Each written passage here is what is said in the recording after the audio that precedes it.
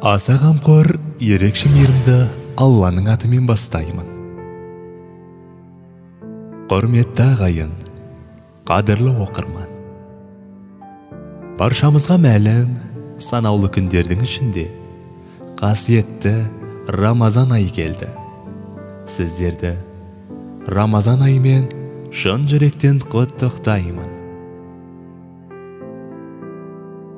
Рамазан айы үнемі айлардың сұлтаны, және ең қайырлысы болып келген. Және де солай болып қала береді. Рамазан айы қайырлы істерде қамқорлық қылынатын, мұсылмандар бір-бірін қолдайтын, қарияларды зиярат ететін, науқастардан хабар алатын, мұқтаждарға жәрдем берілетін, бір-біріміздің қате кемшіліктеріміздің кешірілетін, және сондай-ақ жетімдер жұбатылатын ай. Бұған байланысты Құран кәрімде былай делінген: Эй, иман келтіргендер, өздеріңнен бұрынғыларға ораза ұстау міндет етілгендей, сендерге де ораза тұту парыз етілді. Мүмкін тақуалыққа қол жеткізерсіңдер. Бақара сүресі 183 аят. Бұл қасиетті айды әрбір мұсылман жақсы күтіп алып, бар құрметін жасап, өз деңгейінде шығарып салуы керек. Ол үшін әуелі бұл айдың берекелдігіне толықтай хабардар болуы керек. Өйткені Рамазан айы әр жылда бір келіп кететін әзиз қонақ, мейман іспеттес.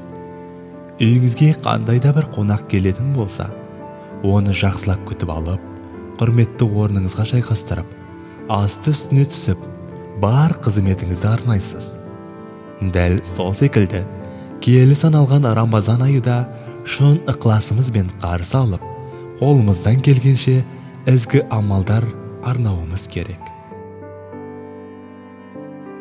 Рамазан айы құлшылықты күшейтіп, тәубені молынан жасайтын ай. Бұл айда жасалған дұғалар міндетті түрде қабыл болады. Өйткені Алла тағала бұл айда аспан есіктерін ашады.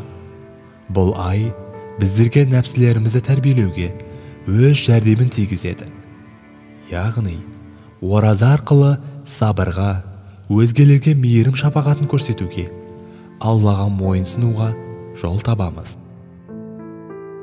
Кезінде барша пайғамбарлар да нәпсі тәрбиесінде осы ғибраттардан пайдаланған. Мысалы, Жүсіп пайғамбар алейхиссалам бүкіл Мысыр мүлкіне, патшалығына ие болса да, үнемі аш жүруді әдетке айналдырған екен. Ол кісіден бүткіл қазыналар сіздің қолыңызда болса да, не себепті аш жүресіз деп сұраған кезде, тоқ болсам, аш адамдардың жағдайын есінен шығарып қоямын ба деп қорқамын, деп жауап берген екен. Ораза ұстаған адам Алланың алдындағы міндеттелген қарызынан құтылады. Ұстамаған адамның қарызы мен борышы көбейе береді. Ораза үлкен әдеп мектебі. Ол айда пенде көптеген қасиеттерді аңғара бастайды, яки ие болады. Ораза нәпсімен күресетін нағыз құрал, нағыз сабырға үйрететін амал, түрлі машақаттарға қарсы тұра алуды, шыдай білуді үйрететін медресе іспеттес. Оразаның денсаулыққа да пайдасы мол екендігі баршамызға мәлім. Тіпті мұсылман болмаған еуропалықтар, америкалықтар және басқа да көптеген алпауыт елдердің өзі оразаның адам ағзасына тигізер пайдасы өте көп екендігін дәлелдеген. Сондай-ақ кітаптарда жазған. Ораза арқылы науқастарын да емдеген. Мысалға, айтар болсақ, франциялық кейбір дәрігерлердің айтуына қарағанда, жылына бір рет ұсталған ораза әсері бір жыл бойы ағзалардағы жиналып топталған зиянды микробтарды кетіреді деген екен. Бұл мәліметті кезінде сонау өз дәуірінде насихаттап кеткен Алла елшісінің, оған Алланың игілігі мен сәлемі болсын, мына хадисі де қуаттайды. Хадисте пайғамбарымыз саллаллаху алейхи уассалам ораза ұстасаңыздар, сау саламаттылықта боласыздар деген. Ораза ұстау арқылы пенде әрқандай аманатқа қиянат жасамау керектігінде ұғынады. Ораза ұстаған адам періштелер сипатымен сипатталады. Өйткені белгілі уақыттан белгілі уақытқа дейін ішіп жеуден, жамандықтардан тыйылу, үнемі тағат ғибадатта болу арқылы періштенің амалына жетеді. Әрі шайтанның арбауынан қаһар көрсетеді. Өйткені егер де адам баласы Раббысының үкімдерін орындамаса, шайтан бұл нәрселерге разылықпен қуанады. Сол үшін де шайтанның арбауынан әркез аулақ болып, жаратқанға тақуалық танытуымыз керек.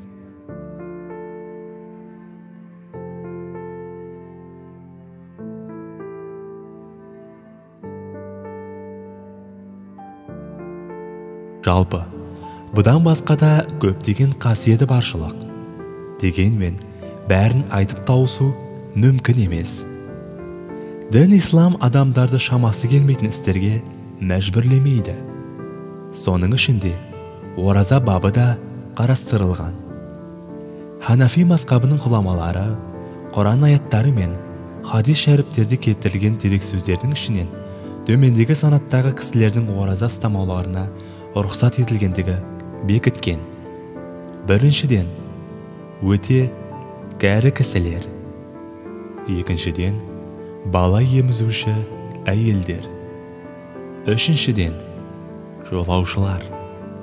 Төртіншіден, сырқаты бар адамдар.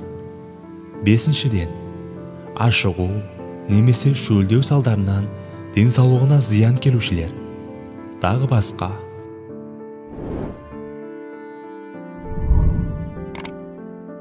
Ораза айы басталар кезде орын алып жататын жағдайлардың бірі, кей адамдар біз тиянақтылықты сақтау үшін 1-2 күн алдын ораза ұстауды бастап жібердік деп мақтап етіп жатады. Негізінде мұндай істерді пайғамбарымыз оған Алланың игілігі мен сәлемі болсын қайтарған. Әбу Хурайра Расулуллах пайғамбарымыздың саллаллаху алейхи уассаламның мына бір хадисті риуаят еткен. Рамазан айын 1-2 күн алдын бастауға әдет қылмаңдар. Неге десеңіз, адамдар парыз, сүннет және нәпіл амалдардың орнын ауыстырып алуы бек мүмкін. Сол үшін де пайғамбарымыз оған Алланың игілігі мен сәлемі болсын, жаңа туған айды көріп қана Рамазан айының оразасын бастаңдар және келесі жаңа айдың туымен Рамазан айын тәмамдаңдар деген. Алла тағала баршамыздың Рамазан айының қасиеттерімен берекелендірсін. Жұртымыз тыныштықта, еліміз амандықта болсын. Дерек сөз Асыл дін сайтынан алынды. Құрметті тыңдарман, егер сізге ақпараттар ұнаған болса, каналға тіркеліп, лайк басып, пікір қалдырыңыз.